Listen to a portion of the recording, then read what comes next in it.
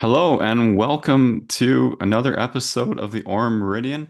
I'm your guide to dental excellence, Robert Hawkins. I'm the Vice President of Business Development, and our guest this evening is an incredible cosmetic dentist. She's so much more than that, but she joins us tonight from Pittsburgh, Pennsylvania. She has one of the largest, most successful practices.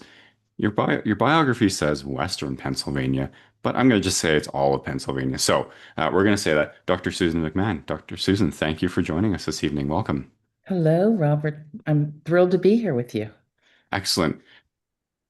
Dr. McMahon, can you give us a, just for those who are listening and maybe watching online while I change my name plate on Zoom here, can you tell us just a little bit about who you are, your journey from how you got into dentistry and to where you are today? That's a long journey, but sure, I'll try. Um, Way back, I started off in engineering school because I thought you're good at math and science, go be an engineer. And I decided I hated that. And I ended up in dental school because I thought it would be really glamorous. And I remember going into dental school, and the first thing they do is have you mix plaster. And I thought, what am I doing here? What have I done? But turns out I loved I loved dentistry, and I think my favorite place to be is sitting in my dental chair doing my, working on patients. That's my absolute happy place. So it's turned out to be great for me. Um, but I was like a bread and butter dentist. I went back to my hometown. I was doing like an amalgam drill, fill, and bill practice, if you will. Do people still say Hmm. that? Um, Yeah, yeah. yeah. And I thought, oh, this is not for me. And I started focusing on cosmetics and taking some training. And eventually I joined the AACD and went through accreditation and just sort of honing my practice down to that. And that's been the entirety of my practice career is elective cosmetic procedures. And now I do a lot of trauma work and I do a lot of full mouth rehabilitation. And I also do a lot of teaching because when you go through the AACD accreditation, you start taking a lot of pictures of your work. And then I had this body of photographs, and I published an article, and that turned into another article. And then someone asked me to speak about it. And now, 20 years later, I'm doing a lot of speaking. And I think it's one of the things I really enjoyed. It's helped me be a better dentist. And frankly, I just love the camaraderie with the other dentists. You know, that last thing you just touched on there about teaching others and that camaraderie is so important. You've said so many things right now that I want to follow up on. One is that mentorship is so important. I hear that with all of the study club groups that we're associated with the Orem group, is you've got a lot of the veterans who are no longer doing the drill and fill and bill amalgam restorations, where they're onto in the same place you are, where they've been at it for a little while and they want to make sure that the education and the mistakes that you've gone through, that you've learned from the younger generation coming through just graduating, 5 years post, whatever, they can learn from that as well too. It's such a good topic. I was at a trade show back in November and a bunch of them stood up in the lunchroom when everyone was just eating lunch and said, "Hey, can we please create a mentorship group?" And everyone was like they got a round of applause and it was completely on the fly. And everyone was like, "Yes." So it's so very important. I'm going to give a shout out for those who are listening as well too. If you want to learn from Dr. Susan McMahon, she has an online platform called Zero Trace Restorations starting on September 15th. And we'll talk a little bit more about that later. But I wanted to really talk about something that was on my mind today as I was getting ready for this episode, and that was um, what really is meaningful innovation in a field as personal as cosmetic dentistry? I guess you could take at it two ways. So you just mentioned two very distinct paths for people who are maybe redoing their smile. One would be it's cosmetic and elective. So you're in a fortunate place where you're like, you know what? I got some money stashed away in this crazy economy, but I need a new smile. I want to build my confidence, whatever. The other route would be um, trauma. So it's something that's happened that's unexpected. So, in your mind, what does that innovation look like? Maybe down those two paths, or maybe it's the same answer, but how is innovation changing that benefit for the patient? It's such a great question. It's such a exciting thing that's happening in dentistry now. Of course, it's technology. We know this, right? Like technology has changed the way we work. And it used to be, my path was 20 years of clinical practice. You learn a little bit, you make some mistakes, you learn a little bit more, you make some mistakes. I waxed my own models. We used to put things on articulators. Um, I wouldn't have dreamt of doing a full mouth rehab when I was even 10 years out of dental school. I was still doing a lot of really basic things and trying to hone my cosmetic skills, but it was a slow path. And what technology has done is really ramped up that path. So you can learn and tap into sort of the collective intelligence of the dental community and confidently do cases faster than you could before. So you can do smile design. Someone can help you do smile design. For me, it used to be intuitive. You had to kind of know what people's faces looked like and have a feel for what you wanted their smiles to look like, and then convey that to people in words or mock-ups in their mouth. And now you can do it digitally. Someone can help you. You might have a vague idea. I know they have a reverse smile line, or I know they've got crooked teeth, but what do you really, do you know every single thing that goes into the smile design? Maybe not at an early point in your career, but other people do. And you load photographs up, you take intraoral scans, and somebody helps you, guide you through that. And you're able to then present it to a patient in their own face. So it makes a huge difference. So smile wise, and same thing with trauma. I think they're very similar paths, that it's the technology that's making a huge difference for all of us, and better dentistry, better outcomes. Are there any pieces of technology, whether it's hardware or software, that you've found has just really brought your treatment acceptance and the benefit for the patients really leaps and bounds from where it was, let's say, even 5 years ago? There's so many things. There's so many 3D printing, Okay. has changed my whole practice. I have four 3D printers in my office now, and it can make a big difference. You can now print a trial smile in very little time. You can take photographs with, basic cameras. You can do, everyone has an intraoral scanner these days. Marry those two things together. I also have a patient photo acquisition 3D. I have a ray face machine that we snap a 3D picture in. It's up at my front desk. Um, Patients are sort of blown away by it. My receptionist does it, who has zero clinical training. So she just snaps that picture, and we're able to integrate all those things together. And you can get a trial smile printed in 45 minutes. Pop it right on that patient, and it really can help people over the hump of deciding whether or not they want to change the way they look, Right. or if they're willing to spend the money to change the way they look, right? Yeah. And what I want to dive a little bit deeper into that trial smile specifically, because it's something we're venturing. We've always been around, but formally we're coming up with an offering, and that's what specifically is the offering? What product and workflow do you have? Is it the Sprint Ray? Is it a different printer? And what software are you using? Because that's today patients are demanding that. They want to see it right then and there. They want, and their time is so precious. You got to get them to make that decision when they're there and ready. So which workflow are you using? Demanding it is absolutely the right way to say that. Patients are demanding that. They want to see it. It's all over Instagram, and whatever's on Instagram is true and can happen in your office in the next 10 minutes, according to every patient that comes in. So it might as well be written in a mountainside if it's on Instagram.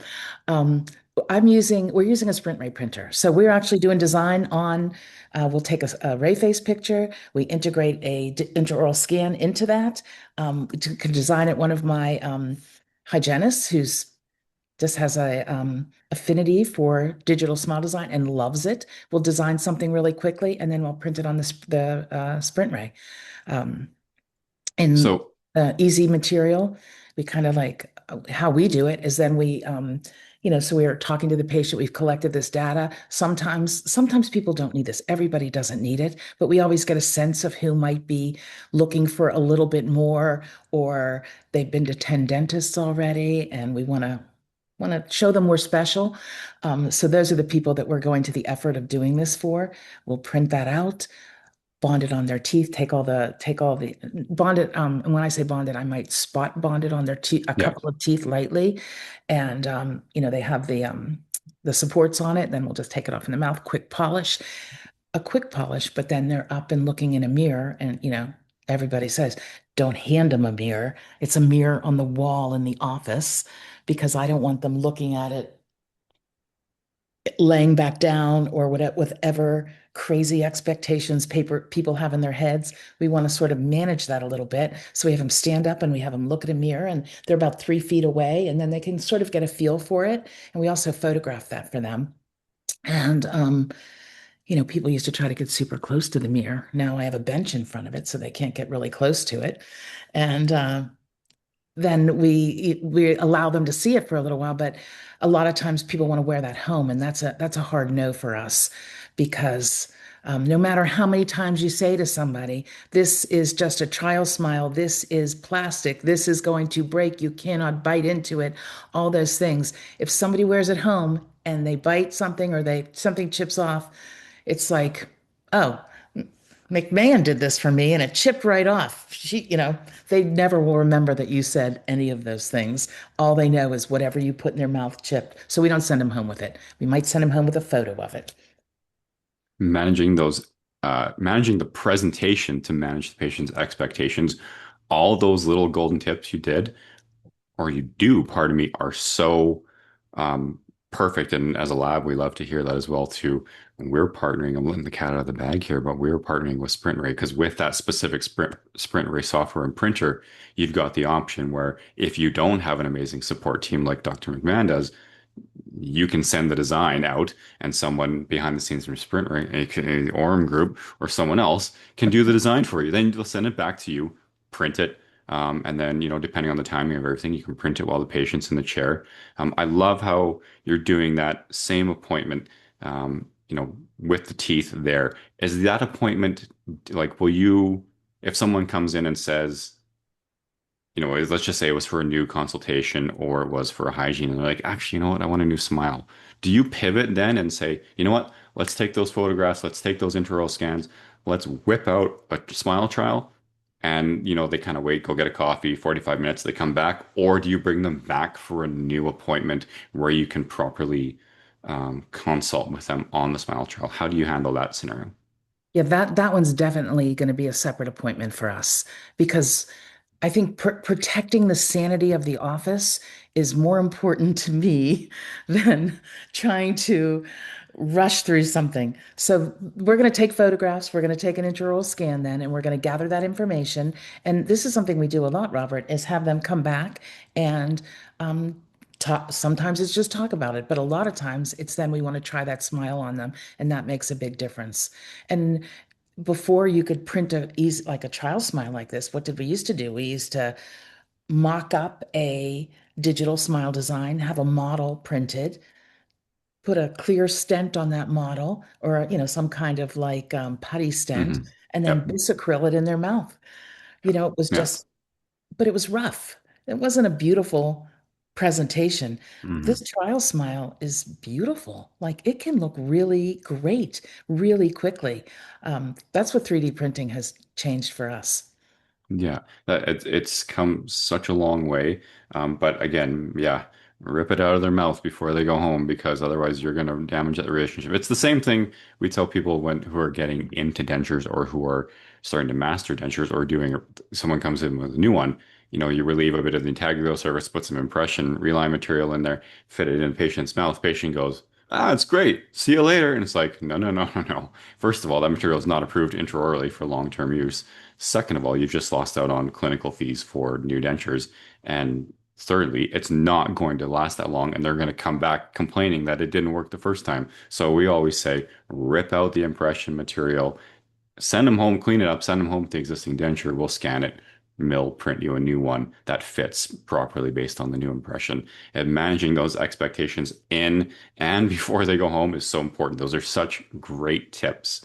Um, one I of the agree. things, one of the things that you specialize in, hence your zero trace restoration online platform, is something called minimally invasive dentistry, which as a lab gives us a bit of a headache for people who don't know.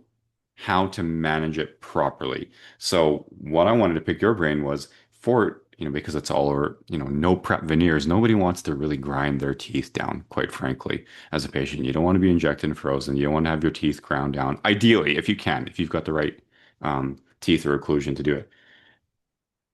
How has that changed the way you practice dentistry and without giving it all away and having people go online, are there any kind of pearls of wisdom you can share with us about minimally invasive, no prep veneer kind of situations? I think the biggest change that I've seen in the last 10 years is the amount of younger people that are seeking cosmetic dentistry. And with that comes a huge responsibility for us out there in the world, labs, me and you, that are doing this dentistry because they're coming in, ec- feeding off social media again. Thank you, Kardashians and all the others. The young people, 15, 18, 20-year-olds, 25-year-olds want veneers. And oftentimes their parents are in the waiting room waving an American Express card, like, let's go, because they want their kids to feel good and be happy, because every parent wants their kids to do that, right? Hmm. And so I think that adopting a minimally invasive approach to every case, but especially these younger cases, is so important for us. It's just our responsibility. And I think that case selection is very important. Working with a lab that understands how to make these restorations is very important. Understanding the limitations of the materials, super important. And, as we're moving along, um, with technology, I think we're seeing more and more. Like, I put in 3 sets of printed veneers this week in my office. And if you'd asked me if I was going to do that even a year ago, I'd have been like, no way. There's no way I would put printed veneers on. They're not going to be the quality that I want. And they are now. And for me, I'm minimally prepping or no prepping some of these cases, peg laterals, um, small teeth. I just did a case that was on dentistry today that I absolutely love. It was on Amelia Genesis Imperfecta kid, and we restored every tooth in his mouth with printed restorations. And I'm not designing these myself. These are going to the lab. So I'm taking the records, I'm giving input to the lab as to what I want, and they're being designed by the lab. STL files are coming back to me, and I'm printing and finishing in my office. And oftentimes that turnaround is 36 hours instead of what porcelain would take me 3 weeks to turn that around easily, right? Maybe Hmm. even, with prototypes in the patient's mouth and then Yeah. all of that, that might take 4 weeks to accomplish in the patient's mouth. So much faster turnaround. I love the outcomes that are happening, and you can do it without prepping. So Hmm. the minimum amount of dentistry you can do to get the result that the patient wants is the winner for me. Tell me a little bit about the sort of the obligation to preserve the natural teeth and sort of because there is, in my mind, and maybe you feel differently, the ethical dilemma of if a patient is 20 years old and you're putting restorations in, even porcelain, the life expectancy of that 25, 30 years. So they come back, they're going to have to get it all done again. And maybe not. You don't, obviously, if you're doing it properly, they could, in theory, last longer. But typically, the research says from the materials, that's about how long it lasts. So they come back in their 50s, do it again. Um, how do you handle that conversation? Like if a parent, one of those 20-year-olds with the black Amex comes into your office and says, get him done. I want the Kardashian smile. But they have that ethical dilemma. How do you have that conversation with them? I say this not just to the young people, but especially to the young people, because younger people, I find, have like zero expectation of getting older. They're just like, I want it and I want it now. So they're in there saying, I want my teeth to look like this. And oftentimes, they have decent looking teeth. They're just not ideal. And, the standard of beauty has changed, and people now want to look ideal, or they want to present themselves the way they see everyone on social media doing. So I think it's really important that we listen to them, that we understand that this is something that's going to affect the way they interact in the world, their self-confidence, their self-esteem. the way they perform in school, their job, college, all sorts of things. So I think that's important because I hear a lot of things like this in my consultations. Younger people will come in and they'll say, "Oh, my dentist said I was fine." Like, I asked him about these veneers and or she, and she said, "No, you look great." And I admire that because they're not doing anything, as opposed to somebody that's like, "Yeah, let's put full crowns on those teeth because that's their comfort zone. I can change your teeth, but we're going to do crowns because that's what they do and know." And I see Hmm. a lot of that too. Young people, full coverage crowns. It breaks my heart, frankly. So here's the conversation. Whatever I want to do the minimum amount I can. So we have a lot of pictures. I have, like these slideshows, these PowerPoints, and we're flipping through them, showing the patients cases like theirs and saying, for you, I think we can do, four minimally prepped veneers, two, six, eight, whatever it is. But you have to understand, whatever I put on these teeth is not going to last forever. It's going to last, and we always say 15 years or so. So you're 30, you're 20 years old. That means four times during your life you're going to have to get these redone. And I can just see it going. I think, I'm not getting old. That doesn't matter. 15 years might as well be a million of years in the future. So I think it's really important that we are being responsible to that. And I'm not going to prep anything I don't have to. And we want to be able to offer them conservative options that are going to give them the look they want. And oftentimes that's minimal prep veneers. Sometimes it's composite. A lot of times it's composite. You have to really understand whitening and other surface enamel situations. So and you can combine all those things. We often gingival sculpt, whiten, four restorations, do some composite bonding on other teeth, just to tweak everything. So we're doing, comprehensive care, but with minimal dentistry. Parents usually get it and they don't want their kids to be prepped, but I find the kids, they're all in no matter what. They don't care what it takes to get from here to Hmm. here as long as it happens really, really quickly. Yeah. Yeah, absolutely. We've talked a lot about technology changing sort of the actual manufacturing of how it's made. 3D printing, obviously, we've had chairside mills with CEREC, been around forever. Mhm. I really want to pick your brain about sort of the artistic side of and how technology will change the artistic side of the design itself. AI is getting so much better. Um, Obviously, the presentation of the Smile design is better. You've got things like Smile Cloud from Strawman. Obviously, Sprint Ray's got their own as well too. But the actual design, we find, whether it's someone like your hygienist or someone, really still needs to have that involvement to verify the AI design. How do you feel that's coming along in the industry these days? And how close do you think we are to where you can literally click, I want this, I want a confident smile, more masculine, more feminine, and then boom, it gets it for you, two clicks and done kind of thing. Do you think we're there, or do you think it's not yet? We're not there for me yet, but we're getting close. When we started doing smile design, it was libraries of teeth that dentists and ceramists thought looked like teeth. It was all artificial looking teeth, right? Now these libraries are filled with natural teeth that are so they're naturally occurring teeth. So it makes a huge difference. I think when I look back at my cosmetic dentistry through the years and the cases I've done, um, my I feel so much better about what I do these days in that it looks like I was never there and it looks natural and there's nice embrasure spaces.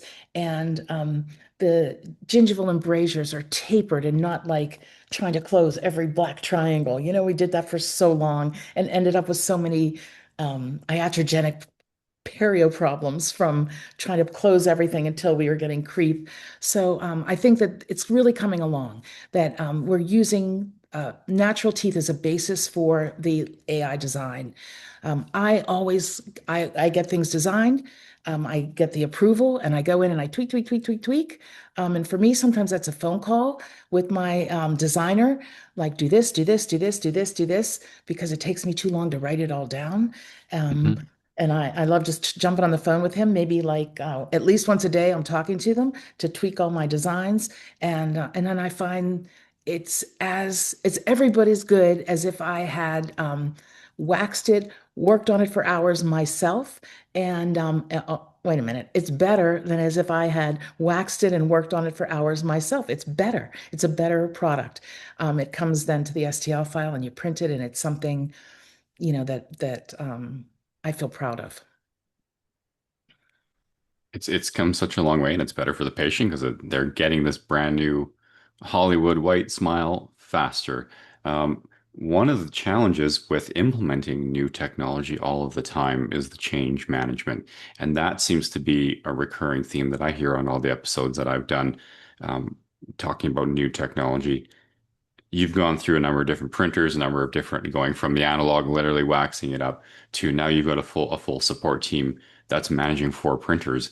If you're not in the printer game yet and you're watching or listening to this, it's not right now. Click, boom, you've got a crown. Click, boom, you've got a night guard or a denture or whatever. I'm not saying that to poo-poo it. We actually really support chairside printing as a laboratory. Um, there's a lot of post-processing. You got to soak it in isopropyl alcohol. You got to cure it in the tank. So all of that takes time, and there's so much troubleshooting to really fine tune and hone in each of those processes. How did you, talking about leadership, what were some of the challenges you faced when you started implementing all of this new technology, and how did you make sure that your team was trained to do all of that? That is the million-dollar question, isn't it? How do you implement it in your office? Yeah. Um, I find that there's always one person that has an interest in it. So for me, it was a hygienist. So she doesn't even do hygiene anymore. Pulled out her hygiene, and she manages a lot of this printing. You said all the you've got to manage material. You've got to manage VATs. You've got to manage the actual design. So you scan something, and to get it to your end product to go back in the mouth, there's many steps along the way. And it may sound like a lot, but eventually it just becomes the same workflow that everyone's used to. But it's also really messy. Like I find printing messy in my office. Things are sticky. VATs are leaking sometimes. I don't know. It's a messy situation. Mhm. So, how do I find someone to do that? So I have one person that sort of spearheads it for me, and she knows more about printing than I do. I know more about design. She knows more about the actual fabrication of it. She knows how to run the machines. She knows what material we have for each of our printers. And then we slowly, so everyone had to train to scan in my office. Every single person can scan, including that non-clinical receptionist. She knows how to scan. So that was a big step forward. And then the next thing we did was everyone can print models now because it's really easy to do that. Um, and we need models sometimes for opposing models, and just that was a low-hanging fruit. Then the next step was guards, because they're fairly easy to design, but I only have three people that can do that, so we start weaning them out. But they all have a little bit of technology in there, and I think that outside sourcing has really helped. They watch webinars. They're able to go onto YouTube and see how things work. But I think as the doctor, you've got to be enthusiastic about it. You've got to want to make it happen, because the minute, you know how it goes, the minute you leave, your eye goes to something else, something sort of falls off over here. So if we're not enthusiastic about printing and really using it and making an effort to use it, it's not going to happen. Yeah, you've got to go all in. You can when it comes to 3D printing, especially because you've got the patient right there waiting for it in the chair sometimes. You've got to have it all dialed in. You've got to have the redundancy. So your one hygienist who doesn't do hygiene anymore, what is her name? Nicole? Nicole. So when Nicole goes on vacation, what happens? Or Nicole's sick, what happens, right? You've got to have the redundancy built in, excuse me, so that everyone knows how to post process, how to take it off of the build platform properly so you don't scrape the platform or wreck that smile trowel and you drop it on the floor and accidentally step on it and it's sticky and then uh-oh, I got to do it again. It's going to be another 45 minutes at best. So having that redundancy and preparing for those situations is critically important for a really smooth operation and a really behind the scenes seamless experience for the patient, which is ultimately what matters, right? Um, I love that it's so. I could talk about 3D printing. I'll share one really quick horror story with you Oh, because okay. when we started, this was 9, 10 years ago. I was a lab manager in Vancouver. We started to dabble with it. It was all centralized, but we're like, same thing. We got to do a few things locally. So we got a couple of the entry-level dental 3D printers. We had two people in it. We closed it down and we said, only these two people have the password. Only these two people who are on production can print because we don't want everyone else going and messing with all the calibration settings, all that kind of stuff. So we started printing night guards, models and night guards. Going well, a couple months into it, all of a sudden we start getting a bunch of phone calls of saying, "Hey, our night guards aren't fitting. They're too wide across the palate on the x-axis. They were off by like 3 or 4 millimeters." We're going, that's really weird. Like these two gentlemen, they would never, have it off that far because they're incentivized. So we go, we start looking into it. We go, what's going on? Check all. We did a calibration test. Things seem to be fine. We checked the calibration logs. We're looking at everything from when we did that, and then it turned out on the actual printer itself. I won't name names of the printer. If you go, it was 7 or 8 clicks into the settings menu on the printer, you can manually manipulate the x-axis on the printer, and it was set to 103%, which meant it was wider. And so that whenever somebody is really starting about to get into it, I tell them, make sure your team knows all of the troubleshooting steps. Whoever you buy that printer from, whether it's Sprint Ray, Patterson, Shine, Sinclair, whoever it may be, get that rep in there for the entire day if you're going to use it and try and break it because it's going to happen. And that's a stressful situation for you, your team, and the patients. Try and break it because that rep isn't always going to be readily available for you or, virtually, with Sprint Radix to help you calibrate it because you still need to calibrate it and reprint. So that's always my um, cautionary tale, but overall, the technology has been truly amazing, and where it's going these days. And you're right. I think we are at the part where the material is there to, obviously the long-term studies of intraorally aren't there yet, but the aesthetics get better and better every day. We see new material, a new supplier approach us every week. Um, any other leadership pearls of wisdom that you can bestow upon us as, you get a Oh, lot of people coming into, patients armed with AI data, Instagram influence, and how do you manage, it seems like an onslaught of new expectations from patients, and how do you coach your team through that? it certainly is an onslaught of new information always coming through the door with patients. I'm always shocked and amazed at how prepared some people are. More than just a couple of photographs, they want to spew materials at me. They know teeth numbers. It's crazy these days. But I think having a system in place is the key to um, getting a successful consultation and moving forward with treatment successfully. So, we have a system. We have the same person who, when they first make the initial contact, and in Pittsburgh, I've been doing cosmetics a long time. I market cosmetics. I market implants and I market cosmetics. So we have leads that are coming all the time. So the same person is talking to them, greeting them at the front door, calling them the night before, giving the tour of the office, sitting down in the chair with them, having a little brief consultation with them, kind of what's going on with you situation. Somebody else comes in and then does the photographs and the intraoral scan.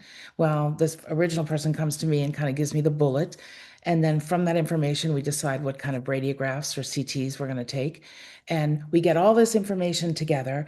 And I try not to have my team give them information or give them treatment options or anything like that until we have all this together. And then I want to be the first one to present them with something.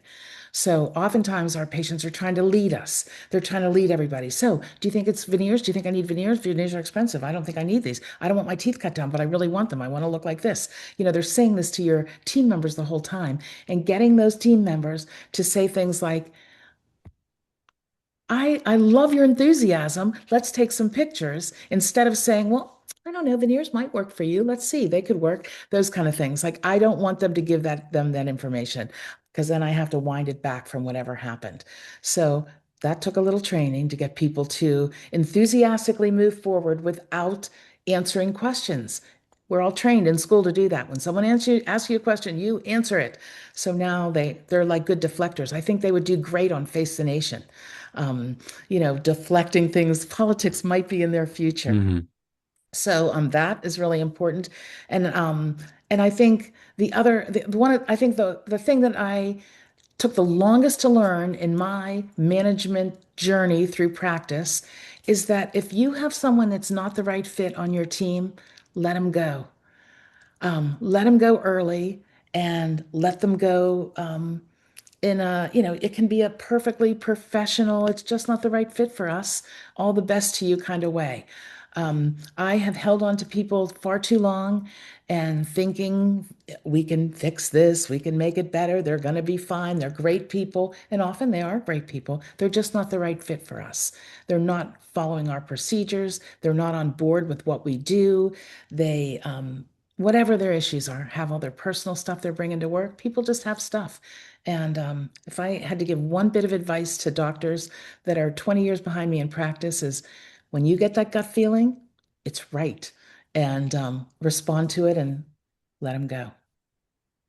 Yeah, it's interesting in all of that answer that you just said. Not one of it was about, they don't know how to hold the suction properly. They don't know how to scale properly. They don't know how to. It's all soft skills. It's all interpersonal skills that make or break the team and the patient experience.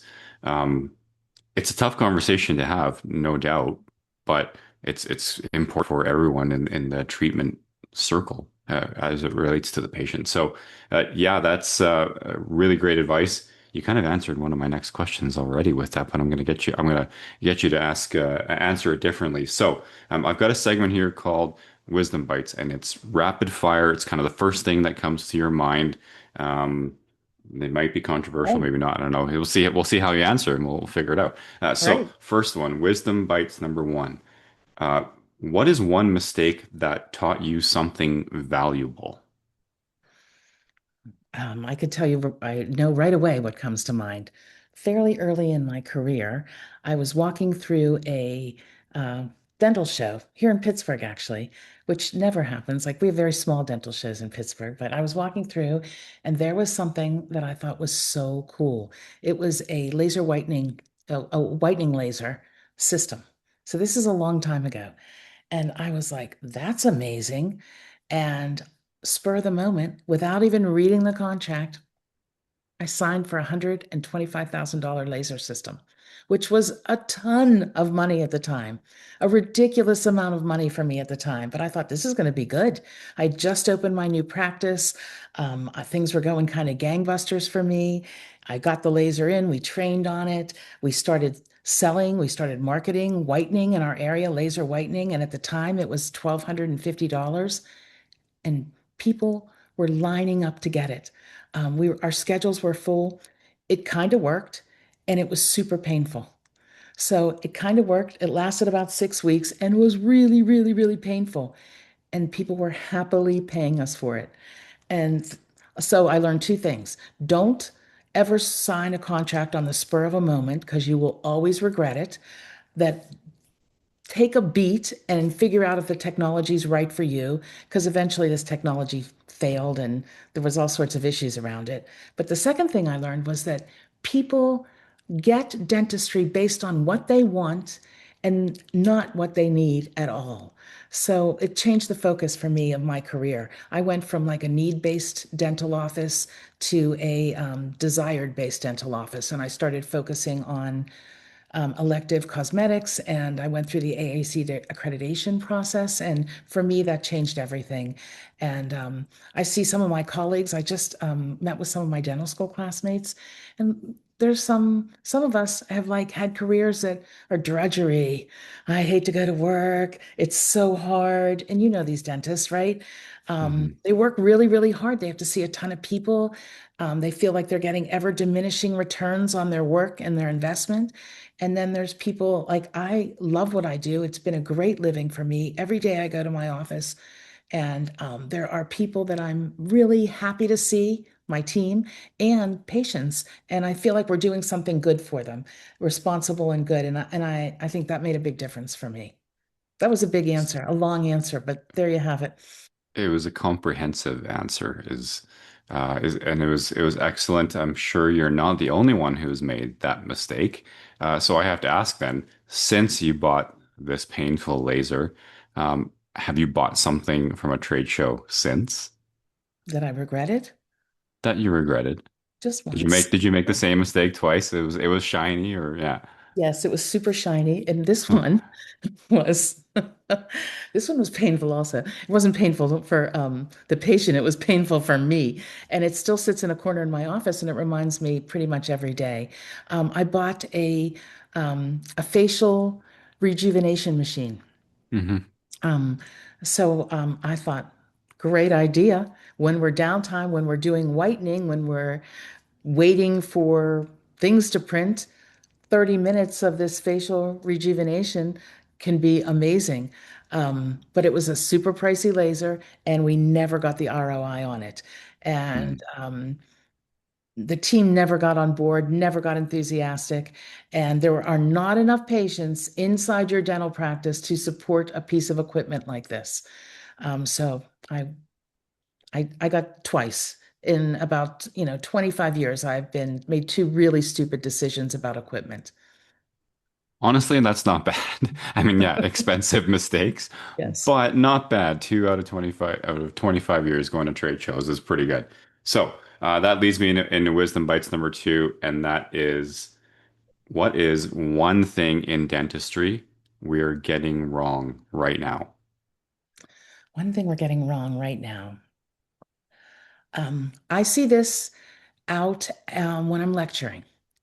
I think dentists as a whole are super conservative and sometimes, especially like people that have been out maybe 15 years or 20 years or so and more mature docs. I think we're too slow to move on to a better product, a better technique. I think we take too long to do that. Um, Even now, and I've got all these printers and we have everything in our office. We've got lasers, we've got all sorts of stuff. I think I've been a little too slow on things. I have been telling myself for 3 years I'm going to learn exocad. Still haven't done it. I'm leaning into to labs and I want to lean into labs, and you absolutely need to have the lab help you with things. But if I understood exocad better, I think I would be a better partner to my lab. I think I could convey things better to them. So, and there's a lot, I work on the trios design and I do some minimal design in the office. But when I'm out there in the world lecturing and teaching dentists, um, a lot of us are super slow to try something new. They will say, "Oh, that looks kind of cool," or "That looks beautiful," but yeah, I'm probably not going to do that. I hear that a lot. Something as simple as whitening. If you're not offering whitening in your practice, people are getting it somewhere else. They're buying it online, they're buying it at Target, they're buying it from influencers. They are buying it. And it's probably not as safe, it's probably not as monitored. And I will lecture about whitening, and invariably someone will come up to me and say, I tried it once, didn't work. I'm not going to do it. And I think you are missing the boat.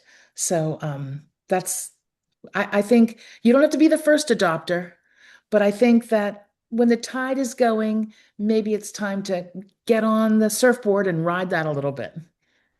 Yeah, one of the things I talked about was in a previous episode was there's an advantage to, a first mover in the market. Obviously, you're exploring, you're opening a new wedge into a new untapped market, but you're also the one who's going to discover all of the mistakes.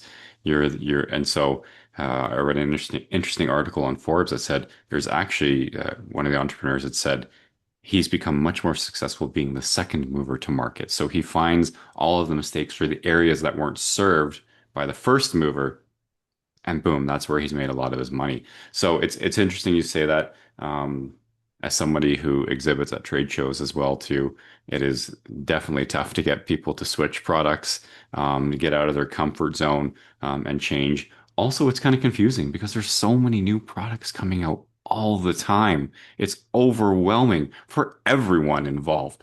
So I get why they're slow, but I think you're right. You gotta, if it's not working.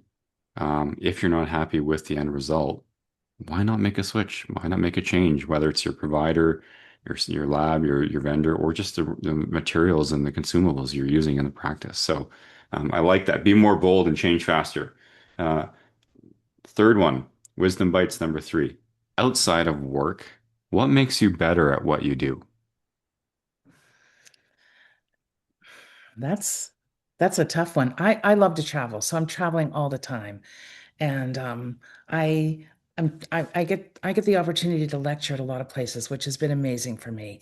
And but what is the best part for me when I do that is like the dinner afterward, or the cocktail hour afterward, or the kayak trip afterward, or the river trip on rafts that I go on with dentists every year. It's that time with them that I really enjoy and appreciate. It makes me understand that lots of people share the same issues, and that we can laugh about them and sometimes help people out with other things. But it's just really that shared experience for me that makes me better in my office. I think, oh, Mhm. I'm not the only one whose eye twitches when somebody is scanning wrong or something. I'm not the only one who, I don't know, feels like they want to cry sometimes. When you get that crazy phone call. We had three of those crazy phone calls in our office today, and it's nice to know you're not alone. And that's what I get from outside of my office and outside of the actual lecture hall and the meetings, is that camaraderie with those people. So I think we need to find our people and find our group um, that understands us and supports us. Yeah, the community is so important because yeah, you're definitely not alone in whatever situation you're facing, whether it's troublesome or success or you're on the ramp up. So there's always someone you who can excuse me, someone trusted who you can bounce ideas off of. Last Yeah, one, you kind sorry, go ahead. that's not necessarily like your spouse or your family. They don't get it. You kind of need those other people. Yeah. Yeah, I mean they obviously play an important part as well too, but you're right. If well, unless you work with your spouse in the practice, then maybe they get it, which is pretty common in this industry as well too. But for the most part, you're absolutely right. Unless they're walking in your shoes, it's tough to 100% empathize with what you're going through. The last wisdom bite question I have for you, you kind of already gave one of these nuggets of wisdom. So I'm going to get you to answer differently if you can remember. And it is, what is one piece of advice you want people to leave with from this conversation? Um, let's see, the one piece of advice, I think that I think that it's okay to try something new without being fully aware of what the outcome is going to be. I was involved with a leadership group, and they were all women, and we were being trained on how women and men react differently to things. And they said something that really resonated with me, that men can, and not everybody, but men can kind of like be okay with starting something new or volunteering to do something without being 100% sure how to do it. And women tend to be more timid about that. We sort of want to know, I have to learn every single thing about it, and then I'll commit to doing it. And so I think we need to be more bold about that. I think we just have to be able to, like, I didn't know anything about 3D printing, but let's buy a printer because I know it's going to be something that we're going to need and we're going to use. Um, and not just technology, but there's, lots of things about that. I'm going to reduce my insurance load by one insurance carrier. Don't know what's going to happen exactly. Could be that I lose a lot of patients, but I feel like there's a better life ahead for me, a better practice ahead for me, and I'm going to do it without knowing every single answer. I don't have to know exactly how many people I have, how many people I think are going to stay, what's going to happen, how I have to, adjust I don't need everything. Just be a little more courage to move forward without knowing everything. I like that. Take more calculated risks, Yes. and it will pay off. Absolutely. Last question, and it's a curveball. And your best slash favorite restaurant in Pittsburgh? Oh my gosh. Um, I have a couple of favorite restaurants. My family goes to Little Tokyo in Mount Lebanon for pretty much every family celebration. That is our go-to sushi, and that's where the babies eat sushi in our family. Everybody loves that one. Um, I also, I really love Altius, which is up on, if you're familiar with Pittsburgh, we have a mountain that overlooks our city, and there's some beautiful restaurants up there. And my office is also up there overlooking the city. So Altius is a place that's close to us. We just restored the chef from there, so he has a beautiful smile, and the food's amazing. I love that. Obviously, there's some deep personal connections to both Little Tokyo and Altius. What makes them special for you, of the two restaurants? Why are they special to you? Is it the food or the service or the consistency? What is it? Right? And it's everything, right? It's every time we go to Little Tokyo for 30 years, the food is fresh, amazing, it's consistent, but it's also the people. And this is probably the same recipe for a successful dental practice. You have to be really good at your skills, and you've got to feel like someone's taking care of you when you walk in that door. And both of those places deliver on that. Like the food's amazing. You know it's going to be consistent and great. They're always innovating. There's always great new things. But when I walk in to Little Tokyo and Frank says, "Hey, Doc, how's Wisconsin?" And he's talking about my daughter who went to school in Wisconsin, and that's been her name since she went there. That makes me feel good, and I know he's taking care of us, and he recognizes us and knows us. You took the words out of my mouth in that it is exactly in my mind in a lot of the things that you do, the recipe for success. It's predictability. There's some innovation involved because you can't take away all of the favorites. You can't take away all the great players as well too. But it's recognizing that personal touch of the repeat customers. It's giving them face time and it's giving them exactly what they were expecting to deliver. And that's predictability, and an excellent product at the end of the day. I love that. Let's talk quickly about, not quickly, let's take a few minutes here. Talk about Zero Trace Restoration. So, your online platform, that's coming up. Your first module is coming up in just under a month, September 15th. Tell us a little bit about what that's all about. I'm really excited about this, Robert. I have been teaching hands-on courses for many years, and we're selling them out a lot all the time. And I teach a lot of very simple, repeatable techniques to elevate general dentistry into what looks like, your beautiful ceramics. So a lot of this course is going to be about direct restorations, and part of it, one of the modules is provisionals as well as prototypes. That helps us communicate with our labs to get the products that we want. But there are simple, repeatable techniques that are done in the same time frame, your same appointment that you're using now, except you're getting beautiful results. So my first one's a class 4, and I cannot tell you how many times I have done a class 4 restoration over the years, done all the layering, taken the long courses, spent a lot of time doing it, feeling like I nailed it. And the patient stands up and they're not under the nettle light anymore, and you look at them and you can see the fracture line. And there's so many techniques with so many different layers, and none of them were predictable and successful. So I have a technique that I've learned through years of practice, a lot of training in the US, and I did some training in Italy as well, and married all those techniques to something called island layering with a starburst bevel. And it's absolutely simple. It takes the same 45 minutes you would do any restoration in, and it looks beautiful, amazing, and zero fracture line every time. So I'm just really proud of it. And every time I teach it, I get feedback in the next few days from doctors that like that changed the way I practice class 4 restorations. And that can be a big practice builder.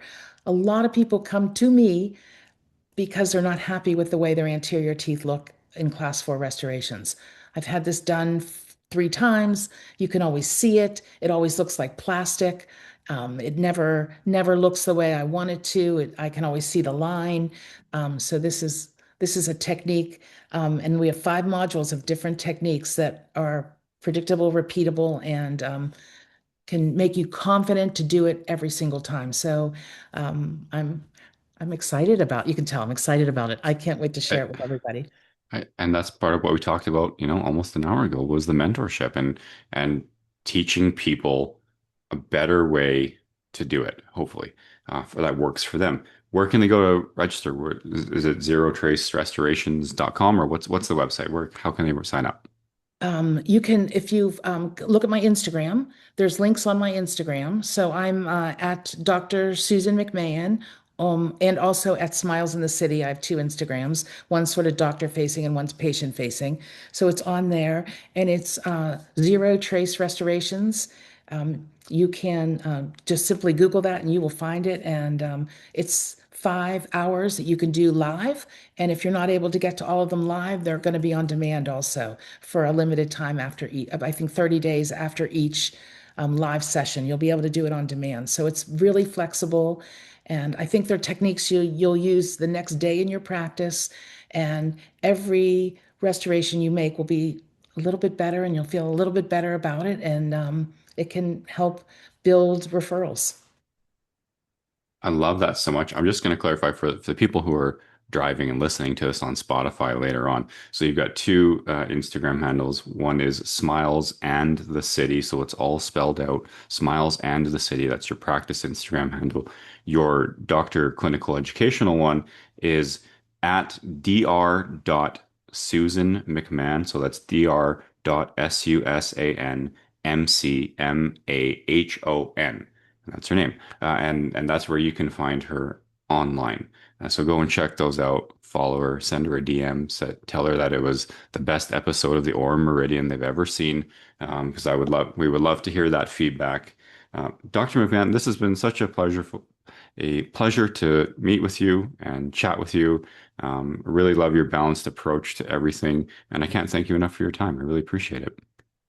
It's been great to speak with you and hang out with you for an hour. So thank you so much and have a great rest of your night.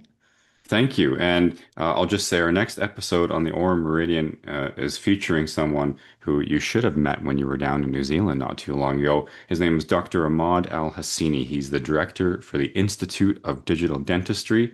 You may have seen him online. He does a lot of unbiased reviews in his practice. He has 30 intraoral scanners. He's got everything that's on the market, Oh. and he reviews all of them for price, workflow, ergonomics, all that kind of stuff. He's my next guest. That episode airs next Tuesday, August 25th. Um, but for now, we'll say, Dr. McMahon, thank you so much for your time. I really appreciate it. I hope listening to our conversation today, you found some guidance in the dental world with Dr. McMahon and myself. And with that, I'll sign off and I'll say thank you very much, and we'll see you on the next episode. Bye bye.